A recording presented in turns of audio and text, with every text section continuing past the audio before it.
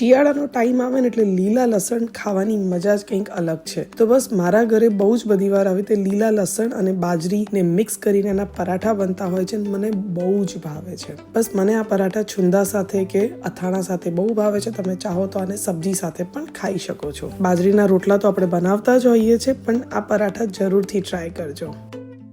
સૌથી પહેલા એક પરાતમાં બાજરીનો લોટ લેવાનો છે. એની અંદર થોડો ઘઉંનો લોટ એડ કરીશું. લીલા મરચાની પેસ્ટ નાખીશું અને બહુ જ બધું લીલું લસણ એડ કરીશું.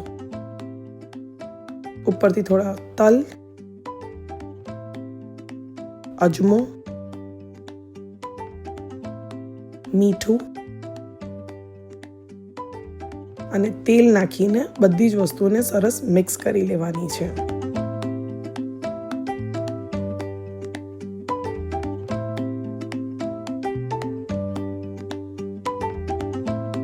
હવે પાણી નાખીને પરાઠા જેવો લોટ બાંધી લેવાનો છે.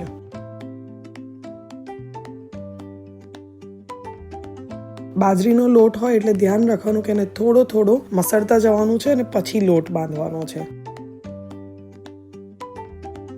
બસ છેલ્લે થોડું તેલ નાખીને લોટને કેટવી લઈશું.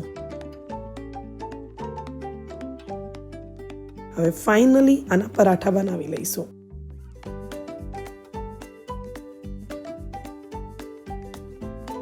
એક નાની લોહી લઈને તમે આને વણી પણ શકો છો અને ઈચ્છો તો હાથથી થેપી પણ શકો છો.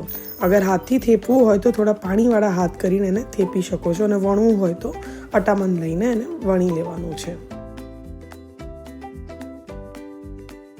ઘઉંનો લોટ એડ કરેલો છે જેથી કરીને વણવામાં તમને કોઈ તકલીફ નહીં પડે. અત્યારે મેં ખાલી લીલું લસણ નાખ્યું છે. તમે ચાહો તો મેથી નાખી શકો છો. બાજરીની સાથે જુવારનો લોટ કે મકાઈનો લોટ પણ મિક્સ કરી શકો છો.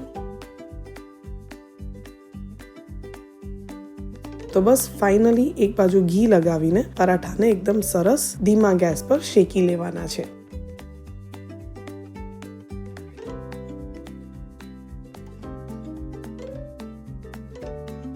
આ પરાઠા ચા સાથે, ચટણી સાથે, અથાણા સાથે બધાની સાથે બહુ જ સરસ લાગે છે.